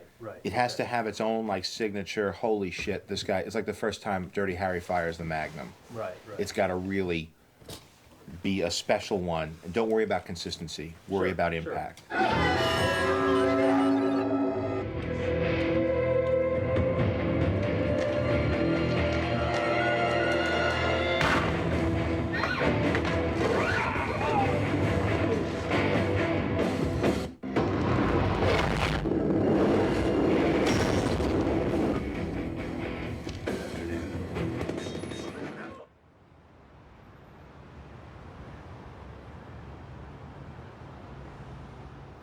Jon Favreau called for Iron Man and said, "Can you help us?" It's Iron Man. Are you kidding me? I mean, of course I want to work on Iron Man. I mean, of course we want to do that. I mean, I love Marvel comics. I love Spider-Man. I used to read Iron Man.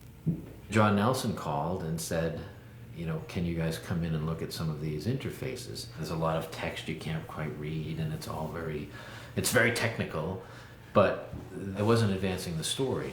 But this is the kind of thing, different ideas for how those interfaces look. You know, John always used the reference of, you know, the iPhone kind of thing, the sort of simplicity. He felt like Tony Stark would be really visually sophisticated and not just like a technological nerd, but he would have a real sense of style, and all the products in his house would have a real sense of this high design sensibility. Connect to the Cisco, have it reconfigure the shell metals, use the gold titanium alloy from the Seraphim tactical satellite. That should ensure fuselage integrity while maintaining power to weight ratio. Got it? Yes. Shall I render using proposed specifications? Thrill me. So we want to show that the computer is processing something specific to that, whereas the interfaces prior, some of them, just looked complicated, but they didn't look specific to the story, and John was very specific about, you know, you have to hit this story point, even though it's a pan from one monitor to another, and you only have, you know, 3 seconds. I still want to get what's going on with those monitors. The beginning designs on the hologram. That's that. But then they let us work on the main title, and we came up with a ton of stuff. We had the idea of the title itself kind of forming like... As a company our size, we always like to put our best foot forward and get as much out there as we can, make a really good impression on the pitch. So, you know, we pitched a lot of different styles and a huge range of things, from, you know, the shiny, glossy kind of look to something kind of gritty and textural. When I'm involved in an effort of that scale, I always like to just do something completely different, knowing that those stand a great chance, but maybe there's, you know, an opportunity for something else. I had a board that had flying. The interface, he says, "I am Iron Man," and then the HUD display encases him, and he comes up around him, and then he takes off.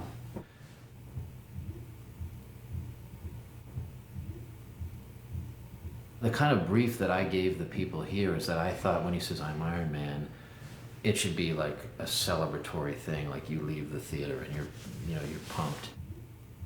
And I also thought about, I liked the interaction of the robots, and so we had a board that was all about type, that was kind of being, you know, very complex kind of situation with type being made by robots.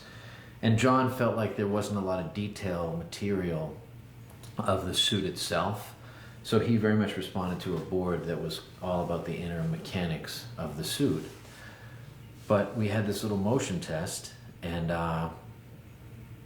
John saw it and he really liked it. And this is what we had showed to them the first meeting. I decided, well, you know, maybe it would be kind of interesting to do something that's like a video game, kind of wireframe sort of looking. And Tempest, it was fully Tempest. The color, the look of it. It was that in a combination of Tron. I liked Tron a lot at the time too, and a game called Battlezone. So I was a real. I would go into arcades all the time as a kid to spend like $40 and in quarters at a time on these things, and that was a lot then, to do. I'm kind of dating myself. Jon saw it and he really liked it, and I think he wanted to move away from the kind of language of Spider-Man and have something that was more kind of funky, and now Kevin was a little bit more, he was wondering if it became a conversation then about what's the level of rendering. Well, it looks retro, and Jon's like, no, that retro is, that's what's cool. That's what's cool about it. In talking to the director, at that point, we were going back and forth so much, between what can it be. We went a little bit too far, I think, in the sort of printed kind of look, and it ended up looking like paper in a way, so we were kind of unhappy with that. Fortunately, after showing them that, they didn't like that very much. We went right back to it. What was super cool for us was that ILM had given us this, they gave us the CG model for Iron Man. So you can imagine the detail in that. I mean, we're peeling apart layer after layer. It was just endless. I think these guys had spent months at this thing.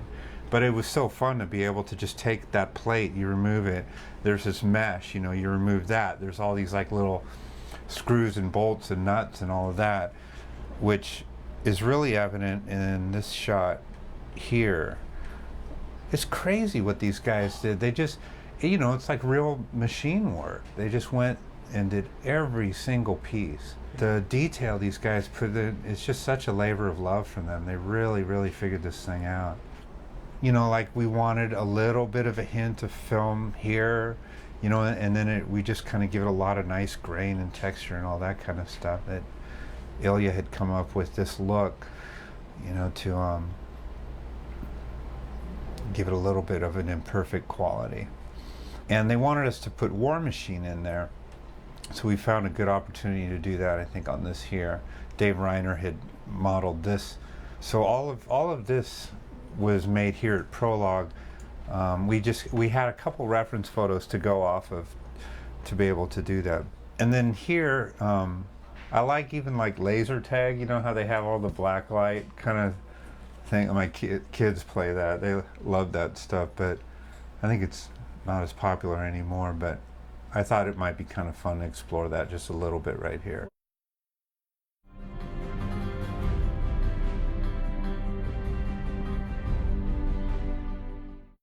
So here we are. You guys are working extremely hard, I know, but I think... Get a close-up of this part.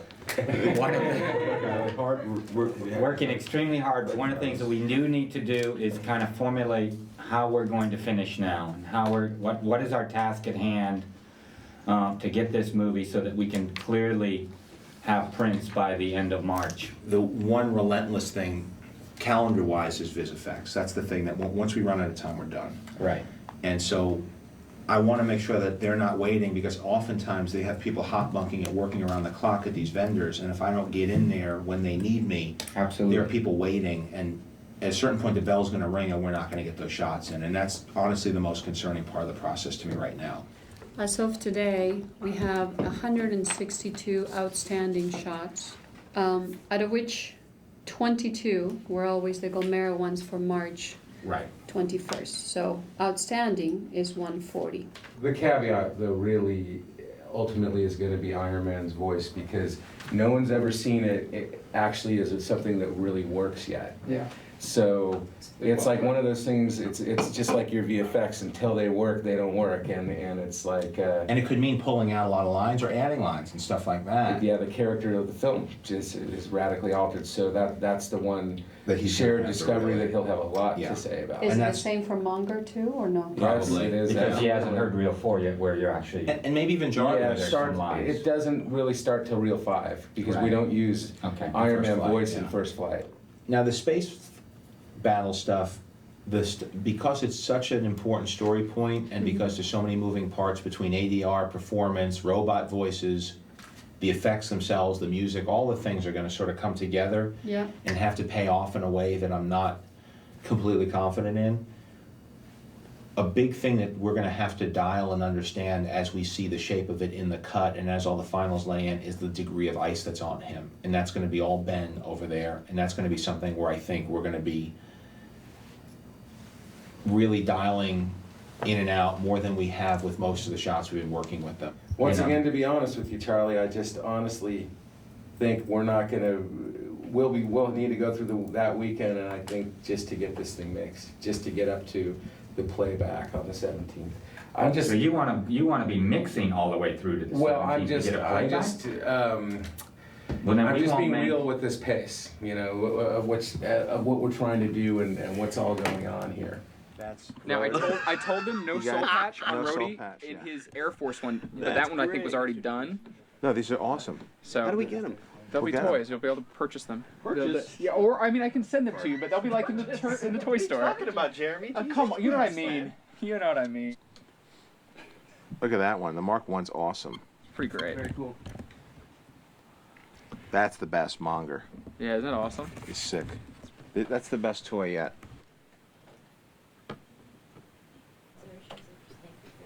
How do you feel about that, Manny? Yeah, that's better. Just generally, I I guess. think it'll. Yeah. Okay. I don't know. It's not really worth chasing, really. Okay. Well, it's just this one shot. Yeah. Can we see just what is it Okay. about the color We'll that do seems that. a little See the blue on the left there? Maybe we can use that as a guide to try to swing it more Okay. away from that. All right. And it's hard to really read it on the glass. This is also, but you see how I'm swinging it away from the red and the skin Yeah, tone? no, that's fantastic. Okay, great. That's kind of where I wanted to go. Let's try. It's a very interesting time now, and I remember this on other movies, and boy, you don't know what's going to happen. This could be anything from a flop to a moderate single, you know, where you get on base and you just keep plugging along in your career, to something that, you know, where it's beyond what people's expectations are. I honestly don't know. I'm sort of the worst person to handicap that kind of thing right now. I'm in the worst seat in the house. I'm right in the thick of things. I don't know where we are. Can you click it up maybe a hair? Yeah. Right now, I'm worried about the minutia. Right now, there's still shots from ILM we're waiting to get back. I don't know if that space battle is going to pay off. You know, I'm still in the sound mix, the DI. We're still making picture changes. That's just the nature of things. You know, this non-linear style of post-production. It used to be you would lock a movie, you do the music, and then you'd sit back and mix at this point. Well, we're still making picture changes. Ramin's still composing score cues for us if it doesn't quite fit. We're dancing as fast as we can. And then I'm going to be promoting the thing all around the world. I don't mind it though. Hey. I think if it was just up, it would be less saturated back there. Looks like a Star Wars poster. This is a bit of a fever pitch. We're getting all the shots in. We're trying to finish them up. All the work of 2 years is all paying off now. We've showed it to some people. We've shown like an unfinished version to like Paramount foreign distributors. They laugh. They like it. We've shown scenes at Comic-Con, WonderCon. They all like it. I've shown friends. But this is a Marvel movie. We don't test these movies. So I don't know. They don't want it getting out on the internet. It's a very secret process. So I really don't know how people are going to react to this thing. I know the people close to me seem to like it. I know that there's funny scenes, that there's scenes with a lot of heart. There's a lot of truth in it. I love the performances. I love the cast. I think the suit worked out really well. I think ILM did a spectacular job. The score sounds good to me, and certainly the sound effects sound great. So I don't know. Okay, so this is the all ADR cut that's loaded. Send them to the versions. Right. All right. See what we got here.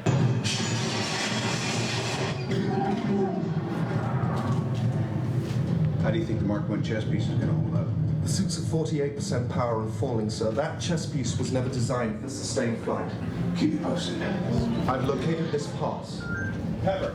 Tony! Tony, are you okay? I'm fine. Listen. Obadiah, he's gone insane. I know. Listen, you better get out of there. What am I looking at now? And he's Get out there right now. Understand?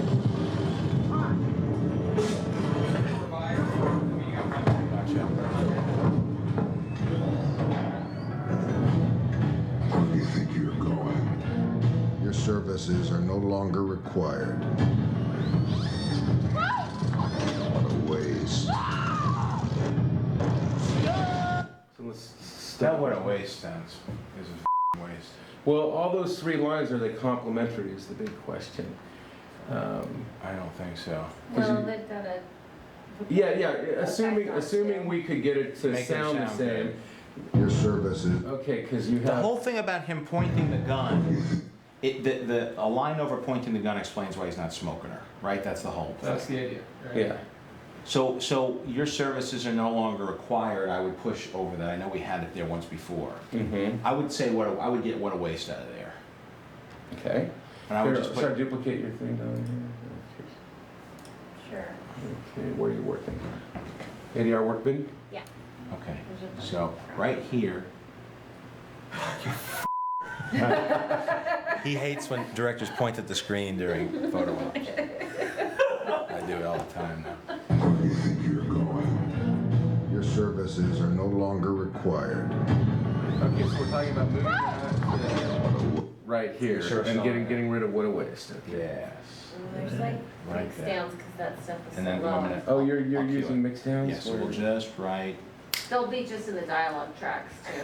That's even worse. There's If a snap. director snaps, he loses his fingers. These are the cuts. This is how they know it cut. You have the rhythm of the cut. There's just, it'll just be like. Your services are no longer required. The only thing I think we could put in is a Pepper Potts before your services are no longer required to bridge that cut. Pepper Potts. Pepper Potts. You could tell me that this thing barely made its money back in its theatrical release, I would believe you, or that it blew up, and I would believe that too. I know there's a lot of big movies coming out this summer, and they look good. As the head of Sony Distribution told me last time around, he says there's only so many seats in the bus, you know, and you know, you got about 3 or 4 movies get to be a hit in either a holiday season or a summer season, and you're either in it or you're not. Pepper Potts. Pepper Potts. Pepper Potts. Your services are no longer required. Pepper Potts. Come on, Jeremy, you said that was a good one. Pepper Potts. That was the studio select. That was the one that came with the line, Pepper Potts, I have the feeling you're trying to avoid me. So beautiful, what a waste. I know that I'm proud of it. I know that we've done everything we can. I know that we're hitting some sort of note because we're getting feedback. After Comic-Con, we showed the footage, people got on board and got excited about it. And now it's being spoken of in the same breath as like Batman and Indiana Jones. I mean, we weren't part of that conversation when we started out off. We were like an unknown quantity. It built from like a small little grassroots thing into something where people are anticipating it. So I know the awareness is there, which is something I didn't have on Zathura, the last film I worked on. So it feels different than that. As our first film out of the gate, I couldn't be happier. I couldn't be more proud of the film that we've put together, of the team that we've put together, of the cast that we've put together, and of Jon.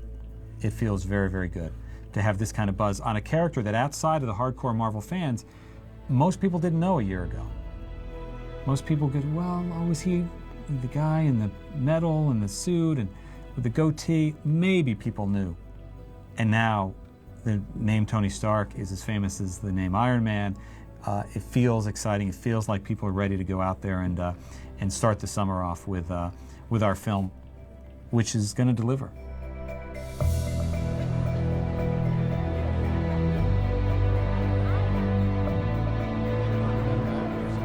When the first one out, people seem to be, you know, ready for the thing. Let's see if that internet buzz translates to a larger buzz and anticipation with with the general audience.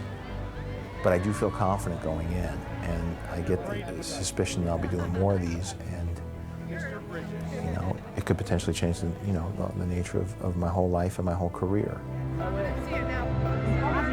Kind of have this moment. I'm in great company, and I've never had it so good. Is it cool to be directing a movie, like a comic book movie? It's awesome, man. I grew up reading this thing, and now here I'm making this movie.